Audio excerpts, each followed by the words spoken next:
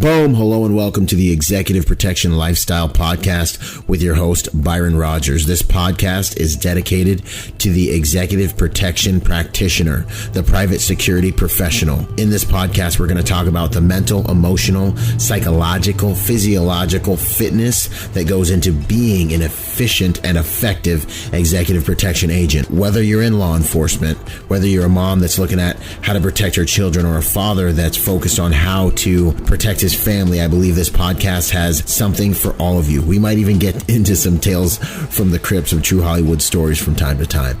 I'm doing this podcast because I feel the reality of this job is simple. If you really want to be good at executive protection, it's more than just a job. It really is a lifestyle. And those of you who've been in the game for any serious amount of time, you already know what I'm saying is true. So if that sounds interesting to you, enjoy the show. Out.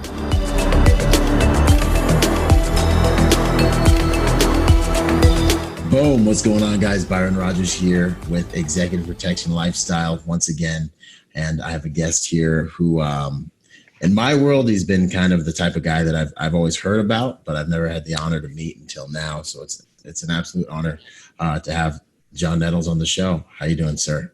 Good. How y'all doing? Good, man. I'm glad to have you. Thanks for doing this and hanging with us. I've always just kind of heard about you from the guys that brought me into the game, that brought me into executive protection. So, I'm definitely, it's kind of one of those things where, it's someone that you get to meet someone that you've kind of looked up to for a while. So that's really cool. I'm glad you're able to do this with us. So question number one is, what would be a big turning point for you in your career, a moment in your career where you really felt like, you were doing what you wanted to do in terms of what you've chosen to do for the last couple decades, 3-4 decades? Well, yeah, really there's no decisive moment. It's kind of our family heritage. My great-great-grandfather, grandfather, my dad was all in the military. So there was it's just kind of my way of life. Pretty much what it was the military gave me a path to do what we wanted to do. And I don't know anything different. So it wasn't like I came from a, lineage of bankers or something. That's what we did. And it was like I said, there's no defining moment of going, the clouds opened up, sunshine came shining in and said, this is it. This is what you're going to do. No, it wasn't that dramatic. It was, this is what we do. Awesome.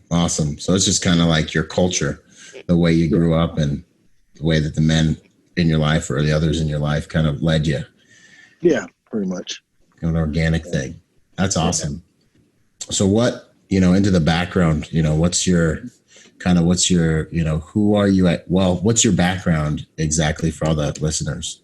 Well, background was I spent 21 years with the military. Most of, probably about 90% of it was with Special Forces, the Green Berets, and then certain elements within that organization as well. And then a lot of the security side of the house, we bounced around doing some contracting, mainly kind of in the same space. Worked with the intelligence community in that space, and so that's kind of the background: U.S. Special Operations, and then the intelligence community, and then certain jobs that kind of was similar to what I was doing. Okay, so just kind of carried on from what you were government trained to do, but into the private sector with those things. Exactly. I do, currently, being a senior retired special operations guy, I believe it's our duty is to pass the information, lessons learned, stuff that we screwed up on and didn't die from. But we want to pass that information all to the next generation.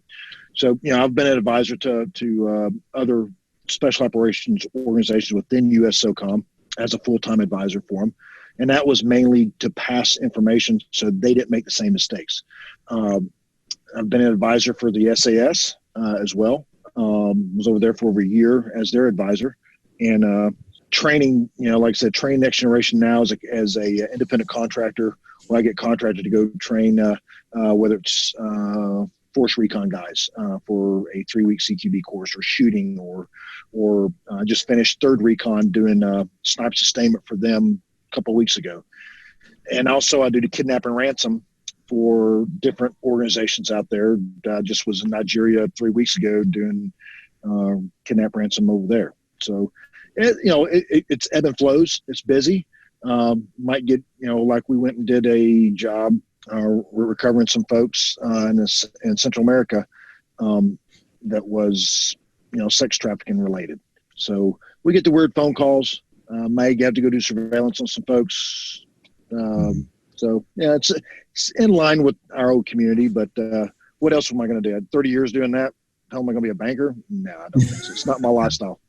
Yeah, absolutely not. I agree with you. Yeah. I was getting out of the Marine Corps. That's what I was most afraid of. I was like, what am I going to do? How am I going to stay into something? Yeah. And when I was looking at the questions to ask you, with that background, I was like, geez, this, there's like 6 infinite episodes of experience and knowledge in there, so what can I really was like, well, what can I really ask, that would be, I don't know, more meaningful, or not more meaningful, but just different. Mm-hmm. And so a lot of the stuff that I went with was just kind of more trying to understand what, drives a man to have a lifetime of service like that, kind of the ideas, the beliefs, what that's all about. Well, the beliefs, at the end of the day, it's God and country, and it's doing the right thing. And we still, I'm not motivated by money, and neither are the guys that I associate with. We are always motivated by doing the right thing. Awesome. Don't matter what it is. We will risk our life, and we do every time we go do some of the work overseas for doing the right thing. We may be breaking laws or bending laws in certain countries to go recover somebody, whether it's or to go assist a foreign government and dealing with their folks, and because I have a group that's oppressing a certain group. Well, that's what we do. And at the end of the day, it's doing the right thing, and it's always God and country. And we'll never do anything that violates our principles and our violate any principles that we have with our government. We always want to be good stewards. If we go overseas and do something, we want to be able to look back on it and go, you know what? We were Americans and we did the right thing. Man, that's good to go. That's powerful. And I think it's not so simple as a lot of people think, but it is so simple. You know what I mean? Yeah, beautifully simple. Exactly. It's just simple. We never try to make anything sexy, because nothing we do is sexy. Yeah. And I always beat this drum when I'm training the next generation of boys. Is nothing we do is high speed. Everything we do is basics and fundamentals. We just do them very fast and efficiently. Cut the bullshit multicam and I'm a cool guy, wear hair gel. Cut that bullshit out. Yeah. It's again, nothing we do is cool or exciting. It's just what we do. To us, it's not that big of a deal. And we don't run around with the grunt style t-shirts and the special forces license plate and stuff. I when I go home, I go hunt, I fish, and I feed damn horses, and that's about it. I cut grass. Heck yeah. So we're just another dude in the mall in somebody's way. At the end of the day, we are. Because we have we just have a unique job. That's different. Yeah. That's awesome, man. We live in the age of all the, the sensationalism. I know, it's insane. It's, we make fun of them. It's what we do, behind the scenes. Like, come on, really? Yeah. It's like everybody wants to have their 10 minutes of fame. Yeah. Just be normal and don't have the big ego of you're bigger than yourself. Do something bigger than yourself, not be that guy. Do something bigger than yourself. Don't pretend. Do something bigger than yourself. I can agree more. And it's like, it's awesome hearing that, and you know what I find the most how do I say, like the most legitimate guys, but the guys that have done the most tend to just bring it right back there. Like, I'm just a man doing a job. That's right. I believe I was here, that I'm fortunate enough to get to do, fortunate enough to be able to do, by the grace of God. And I'm going to do it. That's right. Yep. That's right. That's right. I got a lot of good friends and that I consider heroes. I don't consider myself one at all. I've worked with them and I know them. I know a bunch of badasses. I'm not one of them, but I know them. And I surround myself with people that bring stuff to the table and that have the same mindset and the same ethics that I do. Yeah. I try to have. There's guys that I work with that I consider 10 times better in a person than I am. And, what's good is I feed off them and it makes me a better leader and a better person. Now I fuck stuff up, and I admit it. And when I do, I admit it. But the thing is everything's cool like Fonzie if you learn from it. Yeah.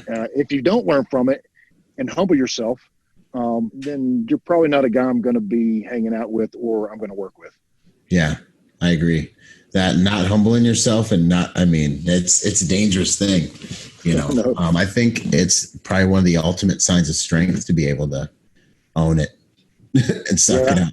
Yeah. That's right. Yeah. Yeah. If you screwed up, own it, move on, learn from it. Yeah. Get better, keep it moving. Yeah.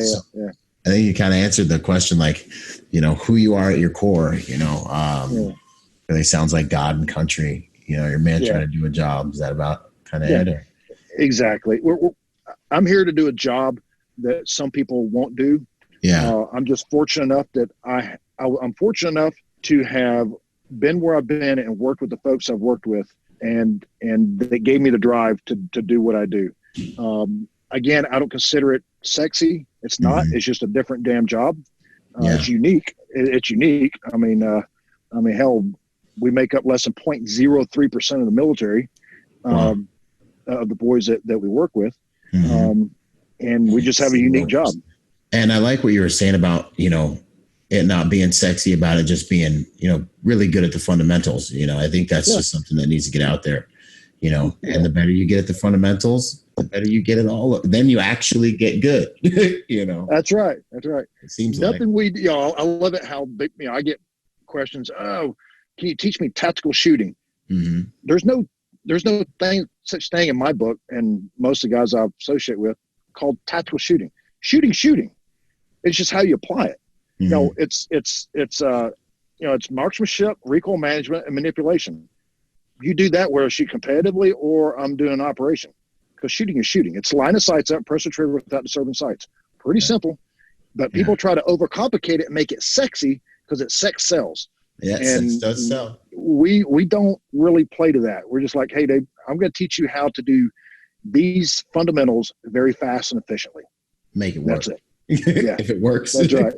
If it works, roll with it. Yeah. That's what's up. Oh, so what would you say about competitive shooting with regards to I hear the conversation between these tactical competitive shooters. It's hilarious. It's hilarious. Dude, shooting is shooting. Yeah. It's a line in the sights and press a trigger without disturbing sights, hitting your desired point of impact, keeping the gun running, which is manipulation, managing recoil, which allows me to do follow-up shots fast. And I do that when I'm doing competitive shooting. And guess what? Also competitive shooting. It helps you deal with self-induced stress. Yeah, problem solved. Because you're dealing with, you're sitting there shooting. Nobody wants to suck in front of people. That's true. And That's so cool. Because and I'll give you a quick story and I do this with classes of mine. My classes, I only teach DOD, and I do some law enforcement every now and then. Great guys, they just don't have a budget and they don't have time. But they're great. They're great folks and they got a difficult job. Iraq, 2004. I was helping run one of the national CT force, one of the counterterrorism forces. I was going home for a couple of weeks and then coming back to work. We're hitting a target, let's say on Thursday. It was like Thursday night, hitting a target, like 3 explosive breaches on the target. Rolled in there, did bad things to bad people. my heart rate never really increased. Wasn't that big of a deal because it's just business. Because at that time we were probably prosecuting 5 or 10 targets a week. So you're just busy. So it's just business. Again, nothing sexy, is just work. Mm-hmm. So you go to work, throw a charge on the door, blow the door, get in there, do business. Leave. I get on a plane Friday morning, fly home. I got jet lag. I'm like, it's Saturday morning. I said, man, I'm going to go shoot a USPSA match. All right. So roll out to the range, get up there. You get to walk through the course of fire. RO, range officer, goes, all right, you understand the course of fire because it's your time to shoot. You got all these dudes you don't know who behind watching you. That's the truth. You understand course of fire? Yep. Go ahead and load, mech ready. Gas gun up, put the gun back in holster, and you're sitting there looking at it, and your heart feels like it's about to jump to your chest. And none of these people know what I do for a real living. Okay, cool. So I'm sitting here, I'm looking, and in the back of my mind, I'm like, holy shit. I said, 48 hours earlier, I was putting a charge on a door, blowing door, rolling through the house, doing bad things to bad folks. Yeah, with the boys. And I didn't feel this much anxiety. Yeah. And I was like, and that right there went combat stress versus self-induced stress. Wow. You got to understand how to deal with it. This is true. And dealing with it, the combat stress is nothing more than training and mindset and being comfortable in chaos. And the self-induced stress is stress that you're doing on yourself because there's no repercussions. These are paper targets. They're not shooting back at you. Yeah. And I always hate it when guys, not hate it, but I get a chuckle when I got the tactical gurus talking about tactical shooting. And they're like, oh, well, USPSA or competitive shooting is going to get you killed. Yeah. If you can't differentiate between shooting competition with paper targets and going out doing an operation, I cannot help you.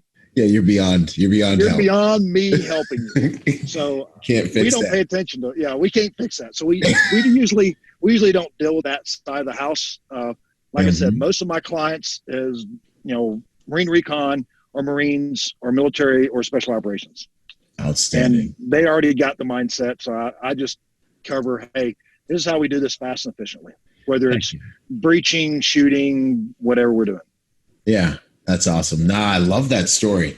There's so much in that story that one carries over into life in terms of the way you use your mind and your psychology and self-induced stress and all those different things, but two, for that conversation that you hear these guys having on, because I do some competitive shooting and catching up, getting into the game and trying to get better and stuff. And I get these, the trolls hop on every once in a while. The trolls. God bless them. Got with their neck beards and their, the 7-Eleven big gulps and stuff, It's going to get you killed. Yeah. Yeah. So I was like, it's going to get you killed. Well, when's the last time you actually been in a gunfight? Right. Call me when you spend 30 years doing that stuff. Right. All I know is I can problem solve now. I can problem solve better while shooting right now. Exactly. Higher quality reps in than I would if I was going to a course every couple of months, maybe, Yep.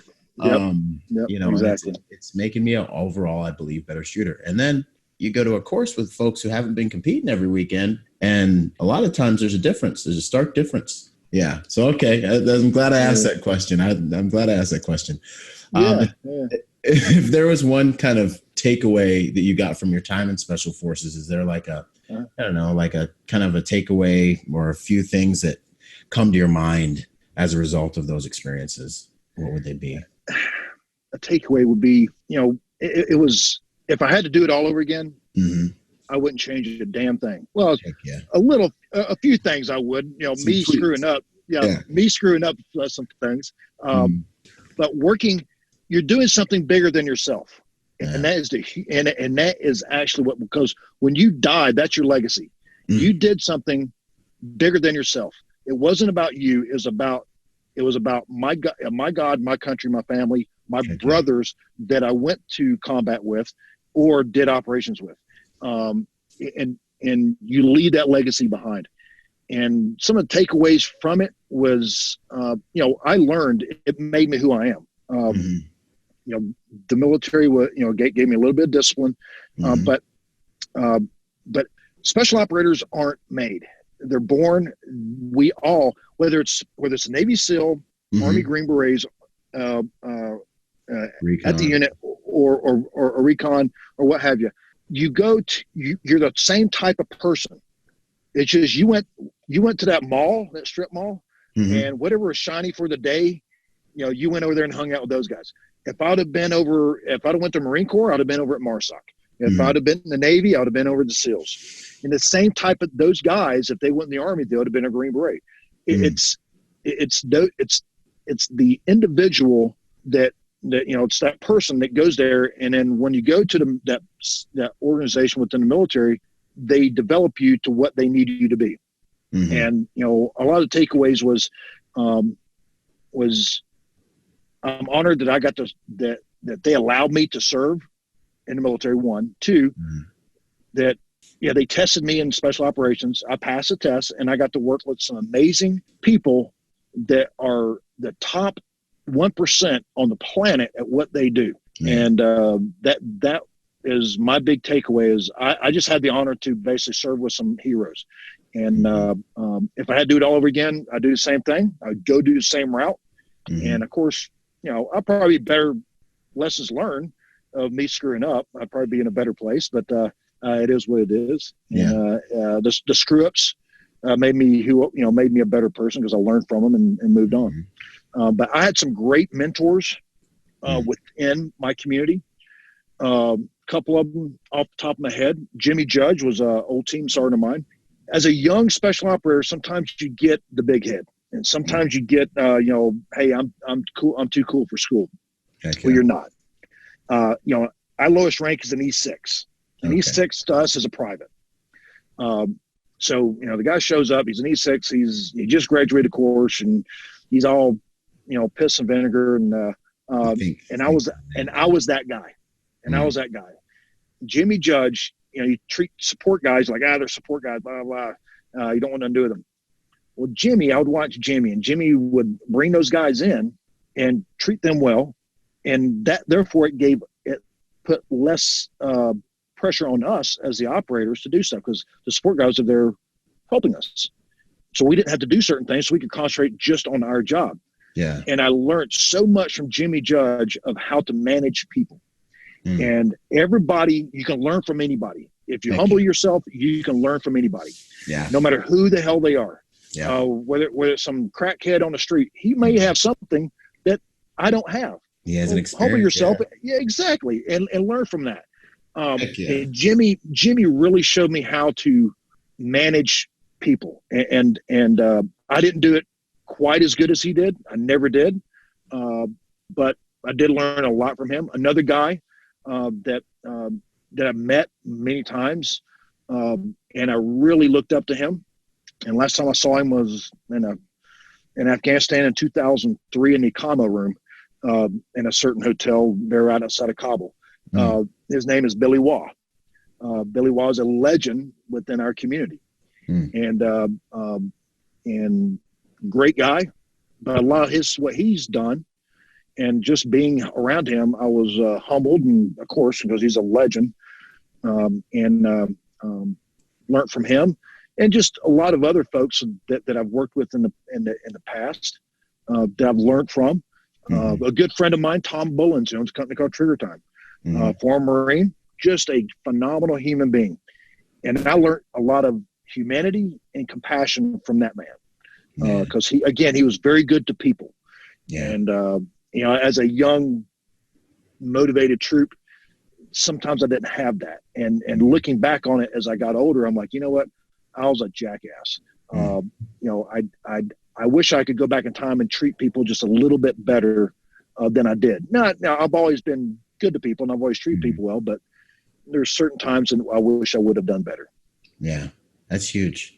That's huge. Well, just to hear you talk about how, the mentorship and all those things are so valuable, and just for guys out there and whoever's listening too, to just notice that, if you be a wise man or woman, you better look around you and take note of the people who are doing it right and learn from those folks, because that's a fast path to doing some things right. And then also to hear, a man like yourself pay so much forward, and also, say things about like learning about how to treat people with respect and treat people good no matter where you are and they are in your, Sure. in that socioeconomic, in that whole rank structure or whatever status that is within your environment. And having those things be so important, because honestly, I couldn't agree more. I think relationships, because I work, one of my clients is a church. So I was there, a month or so ago, and they're having a funeral, and a Korean Marine was dying, and he had just passed. And I just sat there and, watched the slideshow, and all I saw was relationships, man. Family pictures and everything. And by the time that photo reel stopped, hair stand up on my arm, I had to stand up. God bless that man, because all I saw was the relationships. And I feel like there's so much to be said for the way that we navigate life. And you want to see a man's real character, you give him some power, And, exactly. Most men, I think the saying goes, most men can deal with adversity, but if you really want to see a man's character, give him power. And, coming from someone who's done what you've done, I think that's something that a lot of folks need to take to heart is treat people good and do the right thing, man. It's some of the most valuable stuff we can do on this planet. I couldn't agree more. Yeah. That's huge. Yeah. And to learn that from that community, Yeah. I mean, it's a warrior. Yeah, exactly. Our community, it's very tight. And a lot of times you get desensitized because you're only around those type of folks, folks that are self-motivated. They're 100% at everything they do. They have integrity. They'd rather die than screw a friend over. Exactly. And so you get desensitized that, and you come out in the real world and you bump into folks, or you associate with some people that don't have the same thing. And you get naive. Like, I've been naive and get screwed over, and you're like, that's huge. What the hell? That can even happen? People act like exactly. Yeah, exactly. It's like, this is what is the problem here? Yeah. So you get a little surprised. So then, immediately you retract, and you only want to deal with your community. Yeah. And, but yeah, you do get desensitized. Because we had a story, my last ODA I had as a team sergeant, we had one guy that, in our opinion, it was the worst guy we had. Okay. Yeah. Went down the street because I had to go coordinate some things with some folks, and went down there, and I looked around. I'm like, holy cow. I came back, and I pulled that guy aside and go, hey, dude, I want to apologize to you. And he's like, why? I said, you're a rock star, buddy. You're a rock star. Yeah. And he had no idea what the hell I was talking about. But again, we get desensitized because you're around just these type of people, and you go deal with some other group, and you see the stark difference. Yeah. And it makes you run back to those same guys. This is so like, guys, I love you guys. You guys are awesome. Even though you're fighting with them 10 minutes later. Yeah, exactly. That's right. Never mind an hour ago when I said you guys aren't pulling your weight, but I was like, holy shit, yeah, you guys are awesome. Yeah. Yeah. No, that's I completely understand. And it's like having a good detail, man. We work so hard to get the guys we want around us, and it's a beautiful thing. And I think it's also just that honor culture, to be around guys that have that honor and respect and things like that, and would rather die before letting their honor, before failing. Letting their boys down. Yeah. It's valuable stuff. And, like now, the guys that I work with, we were all senior guys, E8s, E9s within our community. So every one of the guys I work with were in leadership positions, in charge of a team, in charge of an assault troop, in charge of our squadron, what have you. And so, like one of the last jobs we did, and I brought the boys in, I'm the one that got the phone call. So I'm the team lead. But you have 5 other guys that if you leave, they can do your job just as good, if not better. And what's nice is all of us are humble enough to go, all right, hey, Matt, you're the boss now. What do you want me to do? How can I support you? Hey, John, I need you to do X, Y, Z. Got it. I'm on it.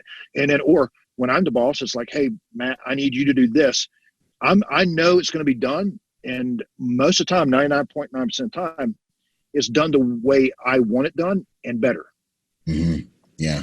Um, It's like everything to be said for that. When you know, it's like a certain type of, when you know you can ask someone to do something and they're going, Yep. it's like a certain kind of trust. It's like, Yeah. it's a certain type of currency, you know. And you know, the guys we work with are from our background most of the time, and I can task them with something, and not only they gonna perform, not only I don't have to babysit them, they understand the task and all the implied tasks that go with it. For instance, if I say, hey Ox, I need you to take those guys, train them to do basic CQB, and I leave.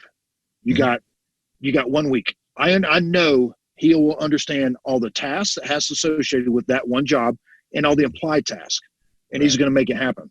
And all I'm going to do is go, hey, well, what do you need from me? Yeah. Well, I need X, Y, Z. Got it. There you go. Or I go, hey, JP, I need you to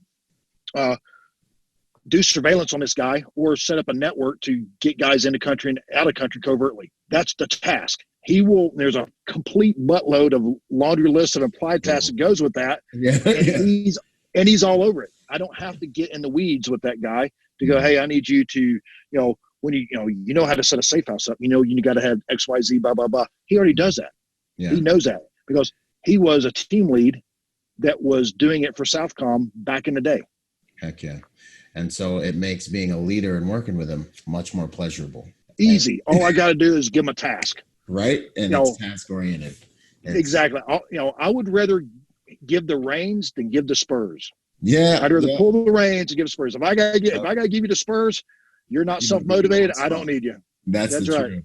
And that is kind of a big takeaway for all the, people in the industry listening is, hey, you want to be that type of guy for your leader. You want to be the type of guy your leader can say, hey, here's the end state. Yep. Handle it. And go make it happen. She can trust that you're going to whip it on and you're going to get everything done. And they're not going to have to come back and check on you or, tie shoes and wipe, that's right. Because, and then that's how you earn their respect and gain some equity and capital with them. To where it's like a reciprocal kind of a really beautiful relationship, So that's huge, man. That's a big takeaway. What type of things would you say you've learned about like good and evil during your time in the field doing these things? I've worked in about 58 countries right now. Wow. And evil is out there. Oh yeah. But there is good. And you have to differentiate between the two. Just because you're in a country that is a third world country, not everybody is a shithead. Okay. The majority of them aren't. Majority of them just want to live. And I'm there most of the time I'm there and the boys are there to help them secure their area so they can live. Yeah. And then we're going to go target the shitheads, find them, fix them, and finish them. Yeah, absolutely. Evil exists. 100%. If evil didn't exist, we wouldn't have a job. Yeah, that's the truth. And when diplomacy fails, we go to work.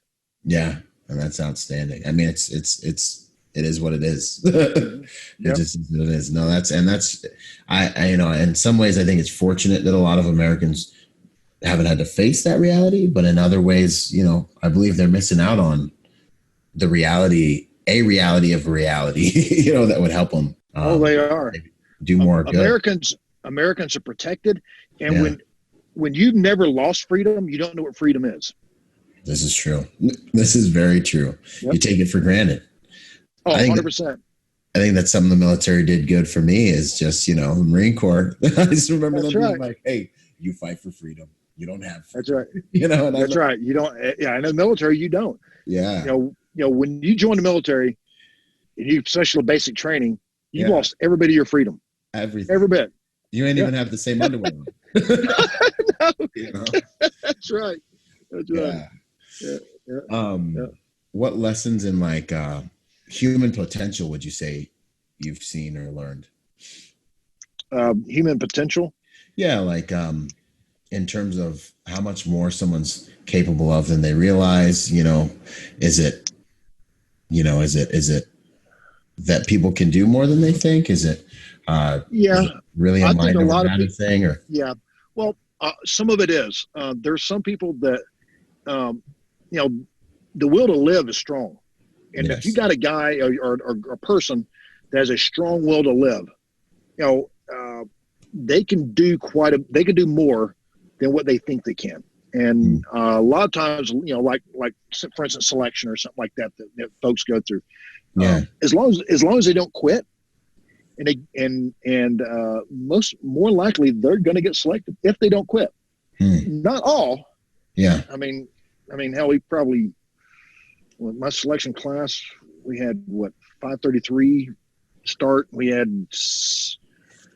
100 make it to the end, and only 70 got selected. So about 30 dudes, just because they grinded it out, yeah. just wasn't what they were looking for. But that's still, I mean, if you make it, you're 70 out of 100. If you make it, yeah. If you make it, and then it's a 2-year long qualification course after that, and then you end up with 16 out of the 70 at the end. Wow. Yeah. Wow. That's amazing.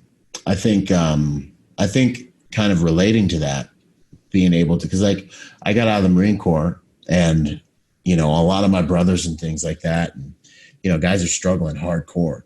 And I think that a lot of that comes from I say you got to find your new fight. If you're a warrior, you've got to find a new fight. If you sit back here, complacency still kills, you know? Yeah. And I think one of the things I was able to do that was intelligent was realize that, hey, if I don't freaking get it in gear, I'm going to die out here. I'm going to die a slow death. It's going to be the atrophy of my identity. You know, that squad leader you were in Iraq, great, really, you know, awesome. Yeah. You're never going to be that again. And you're going to start drinking, and you're going to start eating, and then you're not going to look anything like it. And your wife is already tired of your stories. And then you're going to be sitting here, and you're going to look in the mirror, and the identity that your honorable self will have been so gone. And that atrophy, I think, is what causes a lot of guys to kill themselves. So I kind of was like, yo, you're in the fight for your life, bro. You know, nothing will bring you closer to destruction than comfort. and that kind of realizing that, no, this is a life or death thing really kind of helped me get out of a rut, you know? Yeah. So I definitely see how like realizing you're fighting for your life will unlock a lot of potential. 100%, man. Yeah. There's a lot of the boys in our community. Once they leave, if they don't do something, get into something that they can feel that they are still being a part of something. Yeah. They go into a dark place. I've went to that dark place. Yeah. Me too. And it's a difficult thing where you've got to, you were on a train that was going 100 miles an hour. Right. every day you were dealing with stuff that was bigger than yourself. Yeah. All of a sudden now it stops. Maybe it doesn't stop. You jump off. That train still goes 100 miles an hour. Yeah. It's gone. And it hurts. They may call you for a couple months after that, but then they got other stuff they got going on. Mm-hmm. You've got to figure out what is your next fight. You've got to go find that next fight, and you got to be self-disciplined enough to do it. And a lot of the guys, they have a hard time at it. I have a great friend of mine, a guy named Tom Satterley. Mm-hmm. Tom really helps our community out. He came out of the unit. I've known him for quite a few years, and he had a story that was similar to what I was just describing. Mm-hmm. And his one big thing is he helps our community now with boys that are left that are struggling, and that might go to that dark side, and he tries to steer them in another direction. But I can't remember the name of the daggone company he's basically formed. But if your listeners Google Tom Satterley, phenomenal human being. I'll look it up. Love him. It in the in the comments after this for sure. Yeah. No, that's awesome. Yeah, that find your new fight's a big thing. I ended up writing a book about it called Finding Meaning After the Military. Turned out to be a good thing, man. But that's awesome. I think as a warrior, because like even getting to the gym, even getting the physical fitness stuff in, like, I still look at that as like, hey, this is a must. This is a non-negotiable, That's right. What would you say about physical fitness in the life of a protector or warrior? Oh, you have right. to. I mean, how can you physically continue to do the fight? You can't. Yeah. And to me, it's a self-discipline thing. Mm-hmm. If you become obese and you can't do what you need to do, that's a self-discipline thing. Yeah. You need to look in the mirror and go, what the fuck? And pick yourself up, dust yourself off, and get your ass in there and get after it. Okay. Quit crying. Quit feeling sorry for yourself. Reach down, grab the old doodads, and get to work. Yeah. And I think it breaks my heart because I feel like men or whoever, they just don't get that message enough nowadays. You know, like it's too toxic masculinity. Yeah. You know what? Nobody hides behind the feminist when shit goes sideways. Exactly. They hide behind that barrel-chested freedom fighter. Heck yeah. Because those standards are maintained by us, and yes, the disciplines are maintained by us, and not everything's about feeling good. No. Not everything. Sometimes it's reality. Yeah. There's reality. Yeah. You got to do the thing to have the power. You know, you got to lift that stinking weight. You know, maybe you need to look in the mirror and tear yourself a new one because you have penis. That's right. That's right. You know, that's right. That man, and that's the message, man. Like, and no one loves you enough to do it. Yeah, probably not. So you got to do it to yourself. That's right. Nobody loves you like you. Yeah, man, that's good stuff. What would you say keeps you going on the warrior path these days? Is there any? Well, one, it's the only life I really know. Mm-hmm. To be honest with you, it's like, for instance, last year during hunting season, you know, my big passion's backcountry hunting. I was like, all right, I'm not working. I'm not answering a damn phone from end of September to damn mid-November because it's elk season, bear season, blah, blah, blah. Right. And, of course I get a phone call. It's like, hey, and it's, hey, you know, Americans been kidnapped in this country X. Yeah. Well, I got to go. Because it's God and country. He's an American. I have to go do this. So, you know, put the boys together and we went and, you know, do what we do. And I've missed, you know, pretty much the entire hunting season, which is my passion. But at the end of the day, it's doing the right thing. If a guy calls me and says, hey, we got to go do this, no matter what I'm doing, if it's for a just cause, I'm dropping anything I'm doing. Again, not motivated by money, motivated by doing the right damn thing. And if it's an American involved, we're going. Yeah. It's just, it's, I don't know. I completely agree. I feel the same way, man. Like there's just certain things. It's like, this is what I do. This is the right thing to do. And it kind of breaks everything else. It's like, this is what's got to be done. And interestingly enough, you're ready to die over it. And you're not even thinking, you know what I mean? Like, I mean, I don't know about you, but I feel like for the value system that I stand for, you know, and it's nothing as extreme as the stuff you do. But once you know who you are and you know what you're here for, it's kind of like, it's a no-brainer. And, you know, you're probably on that plane wishing it was like, man, I was getting ready to elk hunt. Like it probably crossed. I know. Oh, of course it does. But you're still like, right? And it's like, I ask myself sometimes when I wake up at like 4 a.m., like, why are you going to go do this? And I'm like, because this is what I think. This is what I do. You know? Exactly. This is who we are. Yeah. It's difficult to explain. It really is. But it's really that simple. Yeah.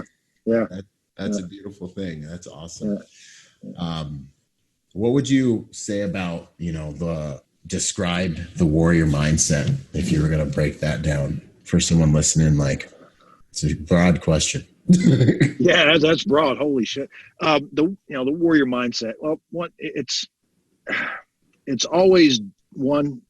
It's integrity, having that character of getting out there and doing something bigger than yourself. That's the biggest one.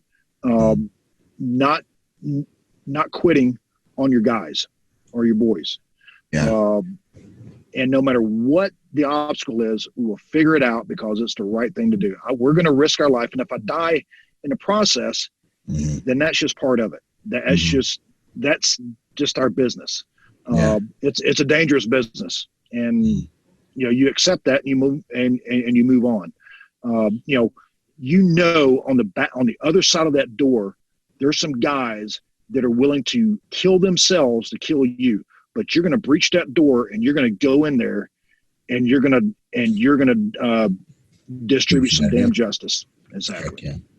I find so consistent and so beautiful about like these conversations we get to have is, when I ask about the warrior mindset and the guys that really know what it is, it's the same thing that you find in, the samurai cultures and in, the ancient Greek cultures. It ends up coming down to service. It ends up coming down to like a very high grade, potent version of service that a lot of people just aren't strong enough to do, maybe not physically fit to do, psychologically fit, but you're rendering a selfless service on a lot of levels. Yeah.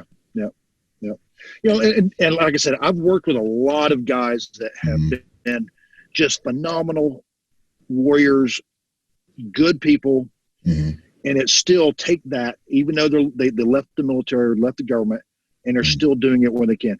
I mean, a bunch of guys come to mind. Mike Pannone. Mike Pannone, phenomenal guy. I've known him for years. We've worked together. He's a good friend of mine. I will call him and bounce ideas off him to get his input. Very smart. Like, Mike is awesome. Mike, I'll call, and I'll have clients that, whether I'm teaching shooting or tactical or what have you. Yeah. I will always encourage him, hey, go see this guy as well. Intelligent. Because he may be, because we all come from the same organization. We're probably going to teach the same thing. It's just the way he articulates something might get to that other student that I couldn't. And Mike is extremely articulate, and he's been there, done that. He's humble. He actually gives a shit. And he actually cares. And he is a no shit great guy. And we got plenty of the guys within the community that are just good folks and really care about passing on knowledge. It's not about us. It's not about us beating our chest. We're not going to do a hair gel commercial. It's about passing the information off to the next generation to carry the torch. And that's our passion. Not about you as an individual. It's about passing the torch.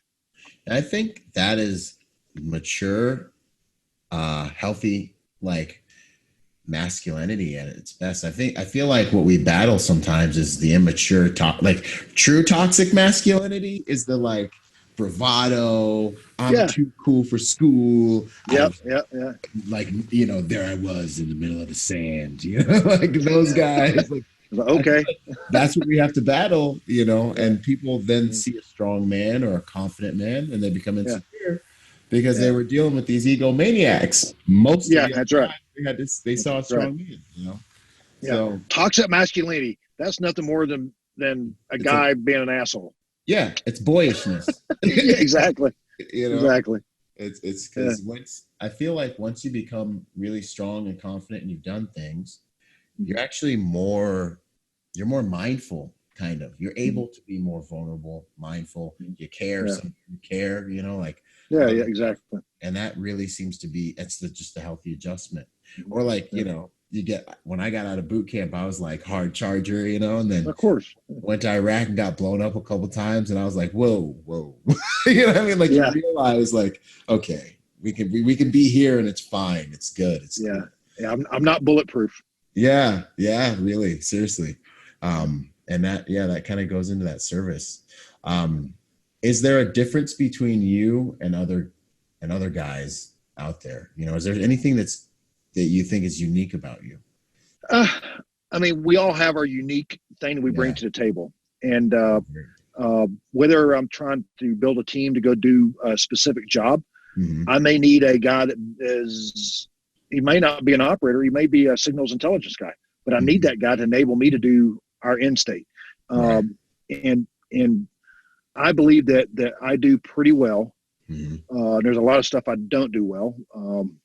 hell, I'll admit the hell that every damn day. One thing I think that I do well is seeing the bigger picture and being able to see a job or see a mission and put together the people and the assets to get the end state. To make it work. To make it work. And it may be dangerous, but sometimes brute strength and ignorance works in certain times. Yeah. And when things go sideways, hey, reach down, grab the doodads, and make it happen. Or sit back and go, let's have some tactical patience. Let's look at this. Let's let it unfold. Then let's make a decision. But when we make a decision, we act. There's not make a decision and sit there and hem haw. It's make a decision and make it happen. I believe I've done pretty well with that and making things happen. And there's certain times that probably my weakness was not utilizing some of the people that I had, and kind of taking it on myself and just and dragging some folks through. Now, the older I got, the more mature I got as a leader. I would recognize that, and I would bring other people up. So, as a leader, your job sometimes isn't leading; it's developing new leaders. Now I've had guys call me, of course, when I was, in the leadership position, that, cuss me, oh, you're making us do this, blah, blah, blah. Well, I didn't understand the whys behind something. And then they became the team sergeant, or they became the leader. And then they'll call me and go, John, I want to apologize. Holy shit. I didn't think it was this bad. I'm like, yeah. We kept a lot of heat off you. But that's your job. And is to keep the heat off the boys, let them do what they need to do, and just give them the end state and pull the reins and go that direction, blah blah blah. But there's some things I did well, and I believe that was looking at the bigger picture, making things happen. But some things I did not do well in the junior leadership time was letting the boys do what they need to do. And I didn't learn that until more in my senior leadership time of seeing somebody. But thing is they had to show potential. And once they show potential, then I would trust them enough to give them the rope. Go out there and make it happen. But as soon as they showed that, man, it was on. And what's nice is being in that special operations community, most of the guys, 99.9% of the guys are 100% capable. You just got to give them the opportunity. That's awesome. So developing leaders, the difference between developing leaders and really just kind of leading them, probably not micromanaging, but really the art of recognizing a good leader and developing leaders instead of followers. That's right. Maybe that's it. Right. A good leader develops leaders rather than just followers. That's right. And I was lucky enough to have some good mentors that were better leaders than I was. Okay. Because they enabled me to do what I needed to do. Yeah. No, that's awesome. That's good to go. And then if you're developing leaders, I mean, all those things like people can operate on their own. You know what I mean? Like, you've got a bunch of, sergeants and you got a bunch of team leaders. People can operate on their own. That decentralized command can work, and you can still arrive at the same location That's right. Which is that's right. Powerful. I got to have a guy that I can go, hey, I need you to go by yourself to X country X, take these endage and make things happen by yourself. So I got to have a guy that's self-disciplined, self-motivated. That's why in our organization, we don't yell at people. We don't yell at people because we believe yelling at people is false motivation. He's doing something because I'm yelling at him. Yeah. I just need to give you a task and to conditions and standards, or give you a task and end state and go make it happen. And if you don't make it happen, you're not going to be in an organization no more. You're in the wrong spot. Exactly. Wow, I need self-motivators. Yeah, that's good to go, man. That's motivating. That's good to go. What would you say? Are there any keys to success in terms of your longevity? Staying in the game. Are there any things that have you think allowed you to continue staying healthy, psychologically, mentally, emotionally, physically, and stay in the game? Yep. One is always do a good job for somebody, so you can get called back. One. Don't be that guy that's always in controversy. Okay. Cooperate, graduate, as we say sometimes. Graduate. Yeah, cooperate, graduate. When you're not in charge, then be a good follower. Always look for something to do. Always look for work. Find work. Good to go. Yep. When in charge, be in charge. But listen to your boys. And the cautious stay on your physical fitness, because sometimes perception is reality. Yes. So if you roll in there and you're big as a damn barn, and your job is kind of physically demanding, yeah, that's not going to be good. Right. Yeah, and being mentally prepared as well. Don't be the complainer. Mm-hmm. Don't be the guy that goes, the good idea fairy. The good idea fairy, man. Yeah. Me and my buddies were talking about the good idea fairy. Yeah. There's a lot of those guys on the gun range. This fairy is it's like a spirit or something. Oh, I know. It's nuts. And don't be that guy that always has a better way to do it. Yeah. On everything. Oh, well, you need this new Gucci gear or whatever. No, I don't need a Gucci gear. Genghis Khan didn't have a damn carbine. He didn't have an emitter. Right. That dude had a mindset and a rock and went and took over half of Asia. Right. That's what he had. Exactly. He didn't need the latest and greatest goodie. Yeah, exactly. Don't be the one-upper. So, yeah, just, have your mind right. Be physically fit, and cooperate, graduate. That's the thing. Do a good job for the guy, whoever you're working for, so you get the call back. And always look for work. Find work. Yep. Find work, stay busy, stay humble. And take the initiative and do good work. Yeah. And don't get caught up in the small stuff. Like, you don't need the gear. Probably just stick to the fundamentals. Imagine that. Yeah, I know. Imagine that. They say wisdom is, what is it? It's simple, but not easy. There's a difference between knowing the path and walking the path are two different things, Yeah. That's the truth, man. Just get good at the fundamentals. Mm-hmm. That should help a lot of our Instagram followers, man. Yeah. That's awesome. What were the things you liked least about your career and the things you do? What's the hardest part? Well, some of the least things is sometimes you get, let's say an SF team, you're out there on your own doing your thing. You got your AOR, you're responsible for it. You're out there, you got your little plot of land at your gig. Sometimes senior leadership, especially if they haven't been out there and doing the job, don't second guess the boys. Give them a task and leave them alone. The boys will figure it out.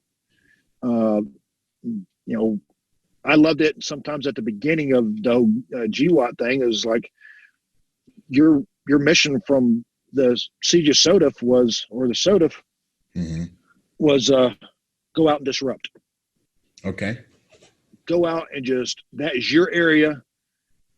Go find them, fix them, finish them. Just tell us what you need. And it was like, okay. And, your left and right limit was endless. And and the implied task of that was enormous, but the boys would go out and make things happen. Yeah, and it was cool. It was a great time. You didn't have micromanagers. You didn't have, a story went around the community. Once things started getting into the weeds of micromanaging, you get a guy back at some battle captain back approving your con op to go do a job, and that dude's never seen an angry man in his life. And he's looking at your con op and he sees your task org and he sees what's on your gun truck. And, of course, the gun truck, each vehicle would have, who's going to be in what position, blah, blah. Yeah, well, he sees your loadout. He sees a thing called a Carl Gustav. And he goes, Carl Gustav is in vehicle number 2, but he's not on the, he's not on task org. And so he tries to throw a wrench in your con op to go for you to go do your job. And you're like, Carl Gustav, it's a fucking 84 millimeter cordless rifle. It's not a person, you jackass. So he's the numbnut. He's a numbnut's going to prove you to go do your job. He has no idea what the hell it is. What you doing? How about this? How about go eat your ho-ho, play your damn Xbox, get on get on a computer and FaceTime your wife and tell her how hard it is. And tell her how hard it is. Yeah, leave us alone. We're going to go out and do some bad things to some bad people. Yeah. So you just sit there, eat your damn ho-ho on the FOB and Skype your wife. And tell them how hard, and that's really what happens. This is really what happens. Yeah. And oh God, I know, it's insane. It's insane. It is so. And go to Chow Hall and get 4 scoops of ice cream. Yeah. No, absolutely. Yeah. That was some of the parts that that was frustrating is when boys, when you get folks back in the rear that's really never seen an angry man live, micromanage on what you're doing. Yeah.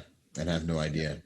And not, and then, well, I mean, and in the Marine Corps, there's no like designation tags or nothing, anything. So everyone thinks you're all the same, so they're like, you're like, oh, God bless them, whatever. Yeah. I can understand that one. What would you say were the hardest lessons you learned out in the field?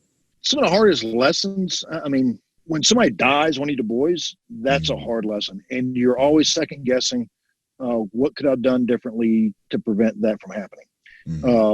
It's, whether he's a $20 million operator or whatever, at the end of the day, it's one of your boys, and it's a hard pill to swallow. Yeah. But at the end of the day, you've done everything you possibly can do. And it's war. You dress to go to a gunfight, you get in a gunfight, people get shot. When people get shot, sometimes they die.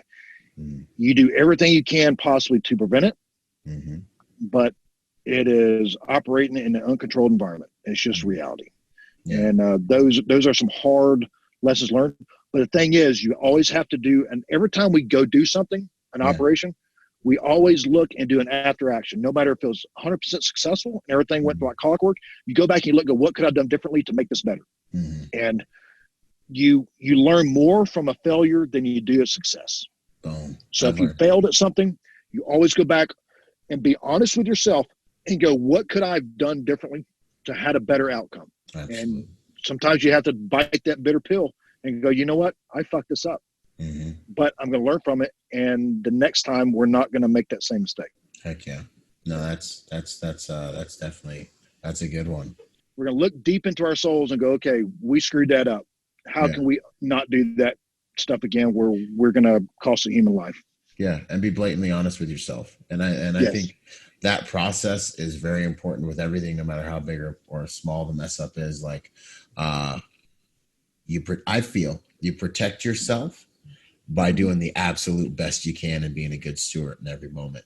Yep, that's right. And that way, no matter what the outcome is, after that buzzer or after that dust settles, you look yourself in the mirror, you look yourself in the eyes, and you can be like, all right, I can give myself, I probably did that as best I could with my intelligence and my ability, Yep. And then it's, now how could I have done it better? And if I don't see an immediate spot where I can take responsibility, I'll go back and be like, I could have done something that at this point I could have changed that outcome. Or you know what? I should have seen that in my partner and asked to work with someone else, or said something at the beginning of the detail. Whatever, but you can't change what you can't take responsibility for.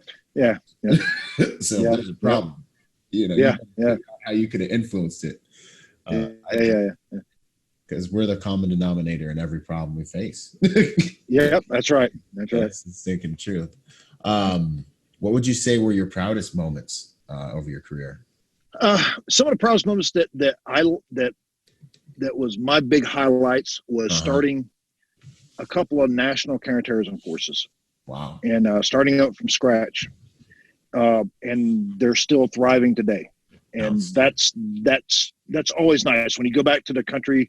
And some of my followers are guys that were in some of those units, and they're still doing God's work and out there getting after it.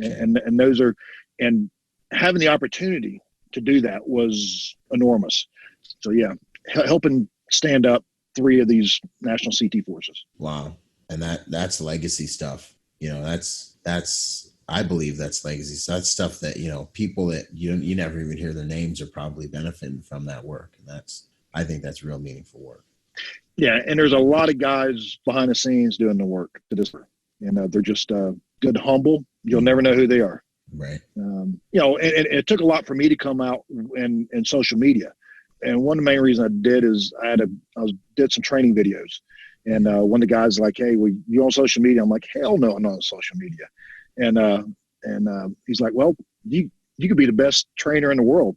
If nobody knows who you are, it don't matter. It literally doesn't. I'm like, okay. but I try to, on the social media, you know, I try to make it where I don't want it to be about me. I want it to be about sharing knowledge and experience.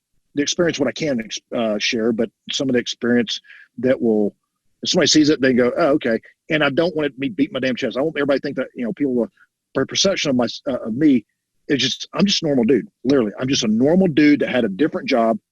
And when I go do my job, man, it's different.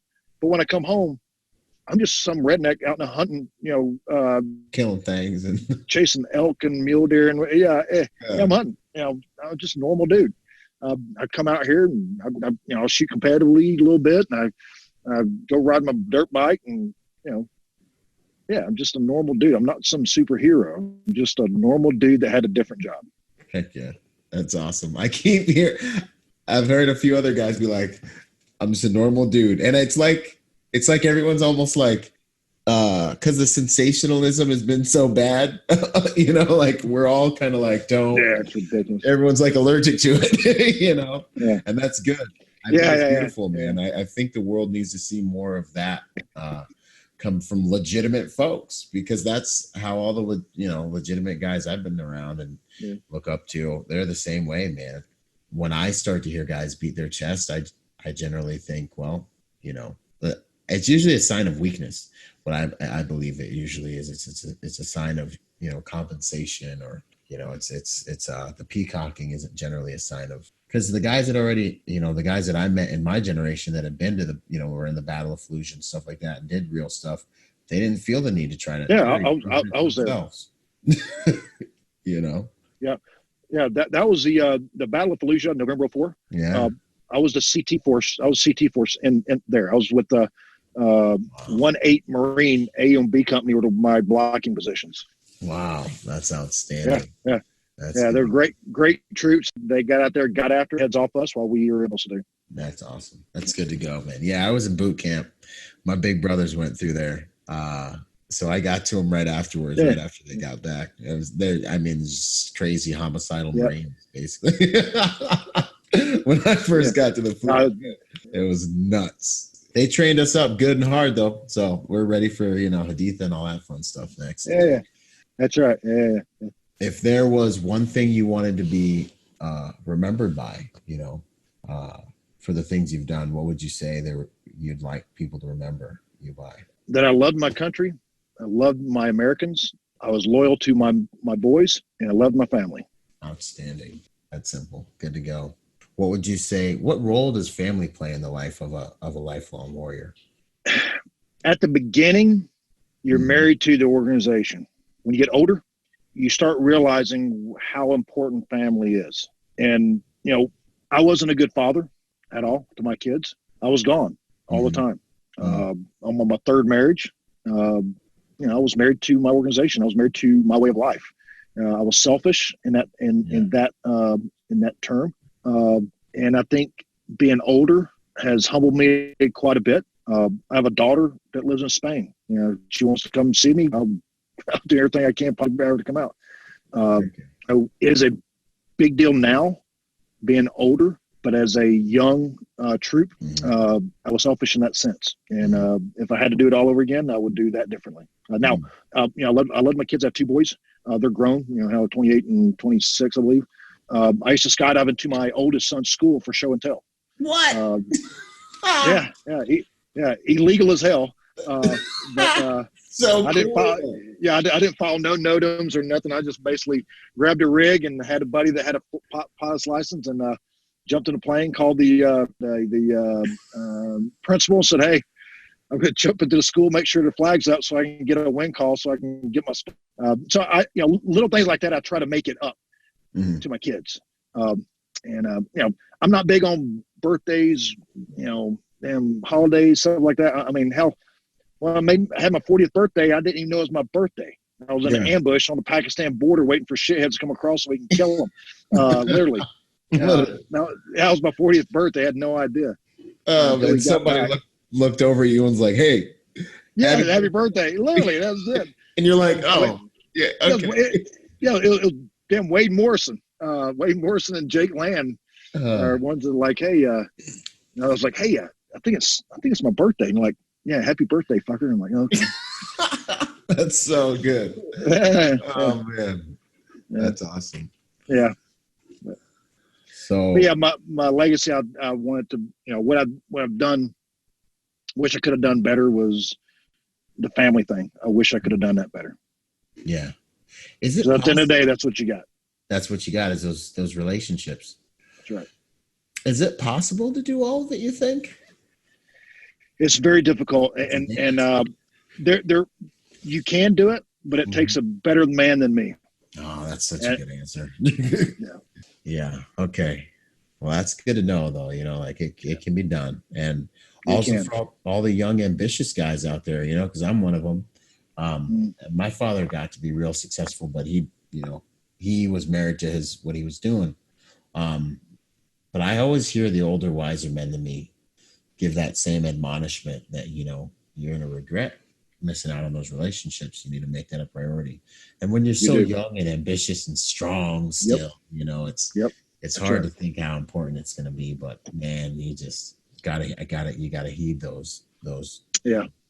I always say, like, the older guys know what it's like to be the younger guy, but the younger guy has no idea what it's going to feel like. That's right. That's right. You only know what you know. You only know, and you don't know what you don't know, man. And that's scary. Yeah, it is. Yeah. Okay, that's good. Gouge. Wrapping it up, last few questions here. What would you say about the relationship between life and death? It's like kind of a broad question, but like, how do you look at, what makes it worth given the ultimate sacrifice? You talked about it a little bit, but how do you think about death? What do you think about it? Nobody wants to die, but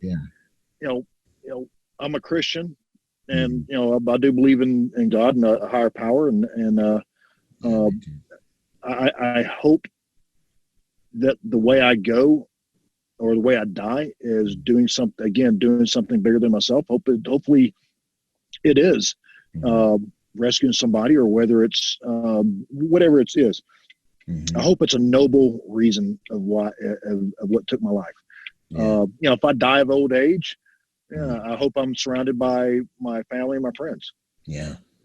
It's just it's like a fact of life, but it's kind of all about how you go and kind of how you live leading up to it. It's kind of what I hear you saying. Yeah. And not for nothing. I guess in the end, what would you say it's all been for? The whole career and all of it. The whole career, the easy answer is God and country, and what I wanted to do. I wanted to do this stuff.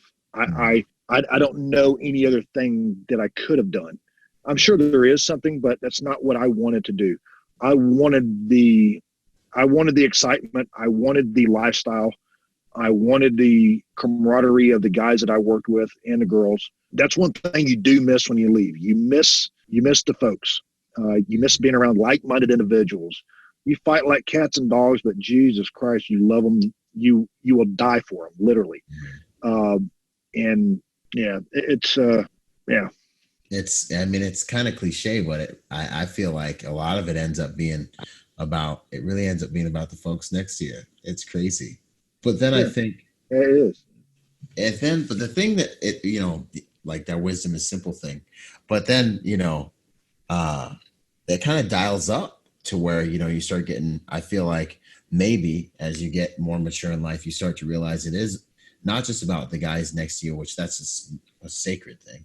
But I think when we find ourselves on our, at the end of the game, it ends up being about those relationships. It all ends up kind of coming back full circle, and it's about the humans that you spent, that you showed respect to the guy who had been respected for, a long time, and you could see helped him out in his eyes, and the way you live your life, kind of thing. Yeah. Well, that's the bulk of it, man. That's thank you so much for spending this time with us and talking about things. I think it's amazing too that, I mean, for all the things you've done, to walk away, really, I feel like what I learned a lot is just like relationships are a lot, the glamour, the awesome high speed stuff is awesome in high speed. Yeah. But I think at the end of the day, what's really valuable is, the relationships when you're in the circles you're in, the way you treat people, and the effect you have on the team. Do you bring the average up? You hold your spot in the shield wall, as they say in the phalanx, yeah. And things along those lines tend to be kind of, and then leadership, are you leading? Are you creating followers? Or are you creating other leaders? Yeah. Those are some other considerations, and do the fundamentals better. Yeah. Be brilliant at the basics. Nothing we do is high speed. Heck yeah. That's awesome stuff. Good to go. So what are you up to next? What's next? Where are you now? Where can people find you? Well, work-wise, I mean, we got a couple of things we're standing by to go recover some folks. Hopefully that works out. I got some training jobs coming up. I got recon boys again, possibly in June. Awesome. Got some NSW guys. I got a law enforcement group out of Baltimore area. I'll do an instructor class with those folks. Then we I own my own company, Crossed Arrows LLC. It's my training company. I work for a local company here, a good friend of mine, Ultra Shooting Solutions. Okay. A guy named Ron Herbulis, former Marine. Great, phenomenal guy. I still do work with Tier 1 group out of Arkansas. That's who I'll do the Marines through. And but yeah, that's just train next generation, and then go and do some helping some people out of some bad situations and some bad places. Outstanding. Good to go. And I'll get all those links and stuff from you. I'll throw them down in the comments below. Also, there's a couple of guys that I would recommend going to. Getting some. Mike Pannone, Tony Cowden is a good friend of mine. There's a lot of good guys out there. What's his dad? JD Pekinski owns a company called Northern Red. Good friend of mine, great guy.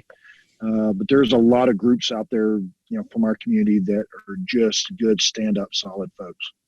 Good things, and I would go seek those guys out.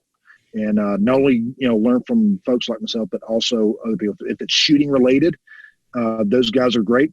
There's also a lot of competitive shooters out there. JJ Ricasa is a great shooter and great trainer. Who else was some more? Of course, Larry Vickers. I've known Larry for many, many years. Great guy.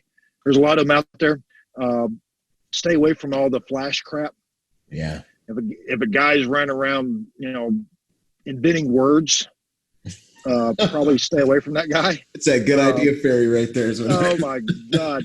Guys invent words, or it's like, the 4 basic safety rules. They'll do the temple index. I'm like, why are you doing that? Because, how about this? How about just don't point your gun at somebody? Yeah. How about just say that and just keep it there? Quit inventing stuff. Just be brilliant at the basics. Yeah, like throwing stuff on the top. Yeah. Just, it's ridiculous. But yeah, go to those guys, seek those guys out. Seek the guys out that are humble and have a little bit of background if you want the mindset with the shooting. Because at the end of the day, shooting, there's no tactics involved. It's just sights and trigger and met with manipulation. And don't get caught up in all the flash and the Gucci shit. Keep it simple. Simplicity is the ultimate sophistication. That's right. That's what's up. All right. Well, hey, all right, buddy. Thanks so much for spending this time with us. I really appreciate it, sir. It's been an absolute pleasure. All right, buddy. I appreciate the opportunity. Outstanding. We'll talk again soon. Thank you, brother. Out.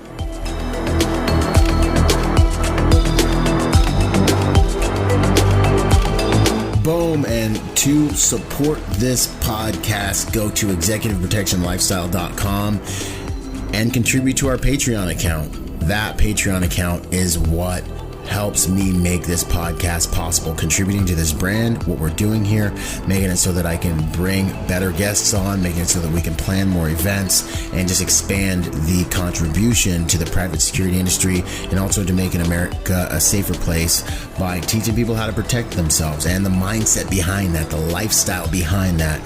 You guys are already killing it. $1 a month, $5 a month, $10 a month, $20 a month, whatever you can do that you know you would probably just lose in the mattress anyway or spend on McDonald's.